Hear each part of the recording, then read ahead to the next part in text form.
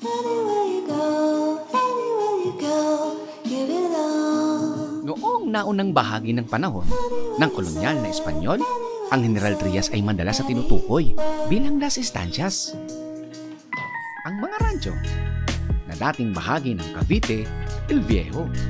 Noong September 14, 2018, nilagdaan ni Pangulong Rodrigo Duterte ang Republic Act No. 11069 na muling naghahati-hati sa lalawigan ng Cavite sa 8 distritong pambatas upang gawing ika-6 na distritong pambatas ng lalawigan ng General Trias.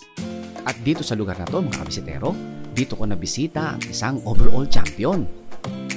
At hindi lang basta overall mga kabisitero ha, at siya ay nag-champion ng North Derby Race.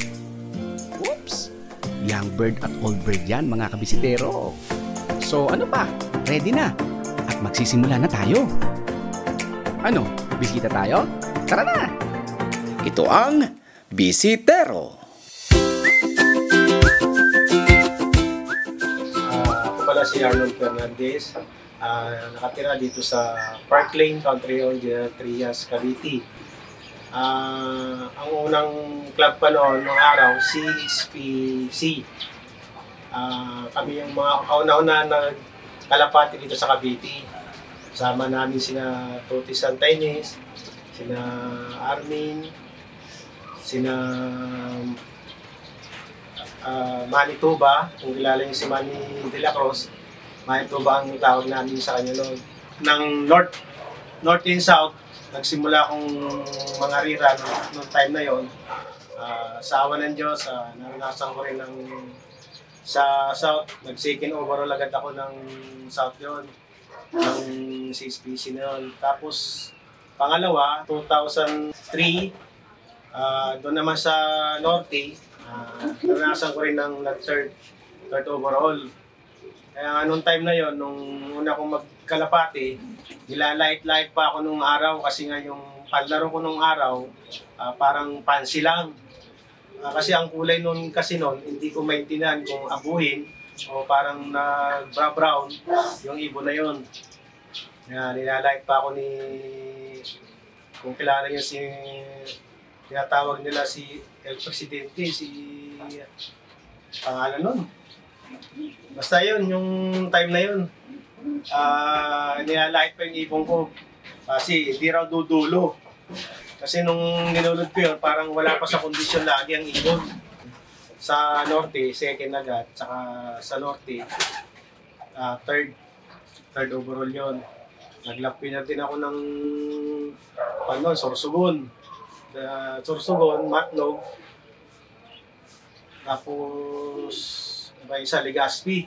Yung 3 lap na yun nung araw, nasubukan ko nag-lap winner doon. Since naman nga, hanggang ngayon, nasusubukan ko pa rin naman nag-lap winner kahit pa paano. Hindi sa pagyayabang. Yun yung mga line ko pa nung araw talaga, wala. Pero nung matagal-tagal, namimili na rin po ako ng ibon. Kasi nung time na yun, namili rin ako kay Toti Santaines. Nung time na yun ang nilalaro ko ng ibon. Pero hindi pa rin ako masyadong marunong nung araw. Minsan nga, tumatambay pa ako kay Toti Santaines sa bahay nila. Halos hindi ako pumapasok noon. Maaga pa lang, doon ako nakatambay kay Toti noon. Paring Toti. Gusto ko lang kasing matutong mag-ibon noon, mag-alapati. Dahil si Paring Toti noong araw, maganda ng ibon noon. Maganda. Doon ako nagsimula na matuto pala na mga lapati. Kasi nung since na yun, talagang tinutukan ko siya. Isang linggo, hindi ako pumasok sa work ko dati. Para lang gusto kong matuto mag-ibon talaga. Doon ko naranasan yung hindi ko mapasok kasi tungkol lang sa kalapati. Alam nyo na, pag kalapati. Umaga pa lang, nandun na ako, alas 7. Bago magpakain si Toti, no, ng araw, nandun na ako. Tinitignan ko yung sistema niya. Kung anong kanya. 1 linggo yun na tinitignan ko noon. Minomonitor ko yun. Siguro nagtataka si Toti noon. Kasi doon ako kumakain, doon na kami nagluluto noon, nung time na yon. Parang gusto ko lang kunin yung idea niya kung paano mag-breed, paano mag-flyer, yung conditioning. ng kalapati. Kung kayong magsisimula ng kalapati, aralin nyo rin yung parang yung ginawa ko. Kung gusto nyo talaga matuto na makakapag-champion, gawin nyo yung ginawa ko dati. Good morning po, Sir Arnold. Thank you at pinaunlakan niyo po kami dito para makabisita sa inyong magandang loft. Sir Arnold, congrats nga po pala, no? Alam ko po na kayo po ay isa sa pinalad nung nakaraang race sa CHPA. Mga kabisitero, CHPA first overall champion, car winner, Sir Arnold. Ayan, napalakpakan natin. Woohoo! Ayan. Kamusta po pala yung lipad nyo last time, Sir Arnold? Itong North. Itong North, oo. Yun nga, maraming challenge na nangyari sa atin. Opo. Dahil nga yung ibon natin nung last 3 laps, nagkakasakit pa yung ibon nung araw na yun. Dumating yung ibon, nagkaka one icon pa. Ginagamot ko pa yung araw na yun. Nung nag-start po kayo mula nung training, ilan po ang ibon nyo? Doon sa CHPA, bali 5 yon. 5? Sa ibang club? Sa ibang club, 3 lang sa Capcom, pero hindi ako pinalad doon eh. Opo. Nagkapag-concentrate na ako nung itong CHPA. Kasi nga parang mas maganda yung laro niya. Yung ibon. Kasi dumarating ng kahit smash. Wow! Kahit smash ng, di ba smash yung Ilagan, tapos yung Santiago, smash puro yung ula na ng time na yun eh. Ako konti lang kami nung araw na nagpapaklak eh. Yung 3 pan na yun, kasi ang speed ng ibon nun, 800 plus na lang. Maswerte nga ako nung time na yun, umuwi yung ibon. Umuwi naman yung iba, kaso nga lang nagkakatok. Kaya nga nag-concentrate na ako dito sa isa na ito nung alam ko na may potential siya na talagang dudulo. Yung laro nyo last time, from the start na nagkaroon ng first lap hanggang dulo, puro clock yun? Puro clock, oh. Complete clocking yung ibon na ito. Opo. Magandang uwi niya. Maraming ang bumabati sa akin nung time na yun eh, kahit hindi pa tapos ang derby. Opo. Binabati na ako. Siguro nakukutuban din nila na para sa atin yung champion na yun. Opo. Yung old bird sa young bird. Yun, maganda naman ang way. Nung tayo Sabihin, old bird and young bird, first overall. Yup. Galing! Car winner sa old bird. Opo. Yun yung car winner niya na napanaman sa old bird. Ano po ba ang bloodline nun? Nung ibon na yun? Kay Ronald Francisco, Johnson Merckx, yung kay Armin naman, Tomisu, Vandenbroek, sabi ni Armin. Ang husay. Kayo po ba, paano kayo pumili nung panglaban nyo? Na para masasabi nyo sa sarili nyo na ito, possible na manalo? Hindi, yung time na yun eh, nakukuha ko lang yung ibon. Yung Okay. kay Boss Armin, yung kapatid ng producer ko rin na kapatid din niya yun. Kasi kinuha ko lang yun, nagustuhan ko lang yung itsura niya. Tinanong ko kay Armin kung mayroon siyang ka-bloodline nung yung ibon na yun, yung ibong nakuha ko sa kanya dati.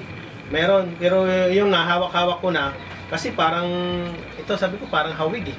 Parang gusto ko itong bilhin. Parang kamukha. Oo, pinili naman sa akin ni Armin, pero checkered yun. Yung babae yung kapatid niya, blue bar. Kaya nung time na yun, tinatanong ko si Armin, yun na pala. Pero parang ayaw ni Armin naman ibigay eh. Pero nung kinuha ko tapos pinagpares ko sa Merckx. Yun, nag-match naman agad dun sa Johnson Merckx. Maganda naman yun. Makma siya. Tugma. Kaya natutuwa ako nung malapit na matapos yung race nun ka na yun eh. Ay, mas yung ibon na yun Kaya sabi ko, subukan ko rin itong South. Itong South na darating. May mga kapatid pa. Yun na, naglakpi na naman yung kapatid niya ulit ngayon nung nakaraan. Itong South na ito, ng first lap. Ganun din, pumalo rin yung ibon. Pumalo rin. Husay. Talaga nasa dugo talaga. Kaya sabi ko, baka dito na yung golden pair na tinatawag mo. Oo nga. At saka ang ganda kasi, from north, tapos sa south, talagang nandyan din. Oo. Mapalo talaga yung ibon. Sa bagay, yung kapatid din naman niya yung nakuha kay Armin, pumalo na talaga, takluban eh. Producer Dalawa talaga. Taklubang clacker yun. D-Bird. Pasok tayo sa pagbibreed, Sir Arnold. Ano po ba ang sikreto nyo para doon sa pagbibreed para katulad nyo isang mananalong fancier? Ang masishare ko lang sa mga baguhan na kagaya ko dati, Opo. Ah, mamili tayo ng magandang ibon. Mamili tayo sa...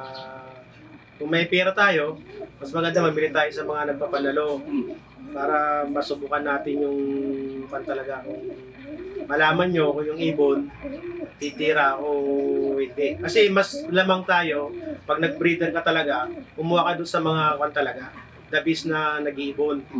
Hindi yung puro kwento, puro yung lang papel. Kasi karamihan yung iba kasi, puro papel lang. Kasi marami kasing namimili din ngayon. Nagkuha sila nagbabase sa papel eh.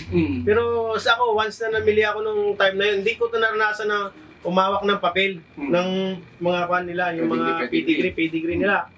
Kasi namili din yung pamangkin ko dati ng magandang ibon kay Luis. Yun, may mga papel yun kay Luis. Pero mayroon ako nakuha rin sa kanya dati. Sa pamangkin ko, binigyan ako ng Luis. Kaya mga bagong simula, yun, mayroon na kayong magandang ibon. Tapos yung panimula naman, bago ka mag-breed, kondisyon nyo na maigi yung ibon nyo. Unang-una, alam nyo naman na siguro yung magpurga.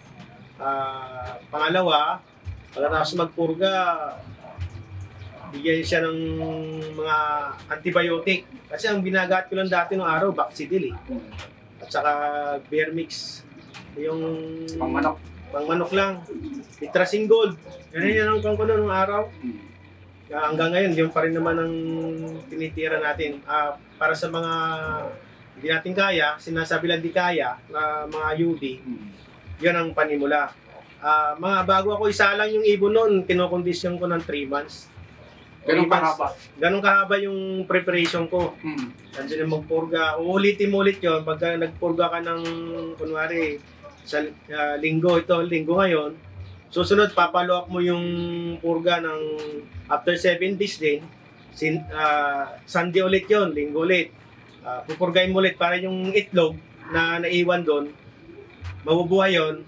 Tapos pupurgain, mamamatay na yun kasi malilinis talaga siya, maki-cleansing. Ibig sabihin, Sir Arnold, 2 beses po sila pupurga. Dapat talaga, yan ang simula talaga. Tapos pagkatapos purga, paliguan nyo. Liguan nyo ng, kasi ang ginagamit kong pampaligo, malatayon eh. The best, kung wala naman tanggal talaga yung ano, no? Puto-puto, yung mga hanit. Yun ang the best na pan talaga. Pero alalayan nyo lang, huwag yung mapapainom ng kanya, baka mamaya mamatay yung ibon nyo. Ano, Sir Arnold, na-experience ko yan eh. Sa akin, sobrang tuwa ko. Halos 1/4 na lang yung naiwan sa isang timba. Awa ng Diyos, 14 breeder ko, patay. Kinabukasan. Kaya yung gagawin nyo, kami si Terra Mag. Kaya ganyan. Sa akin talaga, 3 months 3 months yung pagkukondisyon nyo para mabigay nyo yung labis na inahin. Makondisyon yung maigi yung magulang na ilalaro nyo. Kasi doon pa lang, bago ka makakuha ng magandang ng ibon, panlaro. Doon, ang gamitin yun. Halos sa pag-lumabas ng inakay, napakaganda ang ilalabas. Healthy. Yun lang ang magandang ikuha ko sa inyo, isi-share. 3 months, conditioning, bago nyo kuhanan ng magandang inakay, yung itlog. Kasi makikita nyo talaga pag kuhan ng inakay, napakaganda yung lalabas na inakay nun. Kasi parang perfect na sinasabi nila. Pero yung iba kasi, ayaw nila magturo. Kasi ayaw nila kanya-kanya dapat yan. No? Ay kanya-kanya dapat yan eh. Ako nga, marami nagsasabi sa akin, bakit ko raw sinishare? Sabi ko naman sa kanila, bakit hindi ko sinishare? Nagsimula din naman ako sa wala. Nagsimula ako sa wala, baka sakali sa kanila, sa inyo, mga kabagong kaibon, yun lang ang may share ko talaga sa inyo. Pero hindi naman lahat na icon ko, may share ko. Nasa inyo na yon kung anong the best sa inyong preparation. Basta yung preparation ko, 3 months talaga ako bago ko i-breed. Alam niyo po, Sir Arnold, no? Ako po, personally, nagpapasalamat po ako sa tulad nyo, mga fansir na nagsishare sa ating mga newbies, kabisitero, at talagang yung iba nga po na sa mga comments nila, yung mga share nila, malaking tulong para sa kanila at yung iba talagang nananalo pa. Dahil daw po, sa katulad nyo na nagsishare, na nakukuhan nila, kakapanood nila, na-adapt nila, na-apply nila sa ibon nila, at nananalo sila. At ang ganda ng lipad ng mga ibon nila. Kaya kami, isa ako, personal na nagpapasalamat sa iyo, dahil yung mga kaalaman nyo ay sinishare nyo para sa ating mga baguhang nag-iibon at kung sino pang mga nag-iibon dito sa buong Pilipinas. Sir Arnold, pwede niyo po ba kaming ipabisita sa inyong loft at sa mga ibon? Oh, sige, pwede naman. Bisitero, yan ha. Ang swerte natin ngayong araw na to dahil ipapakilala sa atin ni Sir Arnold ang mga ilang winner niya. Lalo yung car winner. Grabe to.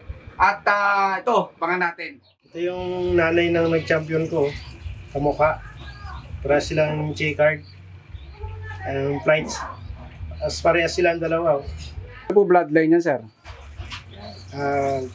Umisa yung kanito may-ari yung binili ko kay Armin. Tapos maasin. Vandenbroek daw sabi ni Armin. Vandenbroek ang line ng ibon na yun. Nice. So, ito yung tatay. Tatay ng overall champion, car winner. Wow. Ano bloodline niya, sir? Ito naman yung Jansen. Jansen naman siya. Jansen merch, galing kay Ronald Francisco. Okay. Pakpak. Malayo, ganda. Mga kabisitero, ito pala yung maganda kong ibon na nakapanalo ng overall. Ito yung sa CHPA, ito yung kanyang tatak. So, yung marka. Ito yung ibon na nanalo ng car winner saka overall champion ng Young Bird. Pangit siya pero nakalayo masaya. Ito yung ibon na CHPA. Ito. Sana mag-produce din to ng champion. Ito yung car winner. Ito yung trophy na ito yung napanood ko ngayon. Ito yung trophy ng ibon na yun nasa taas kanina.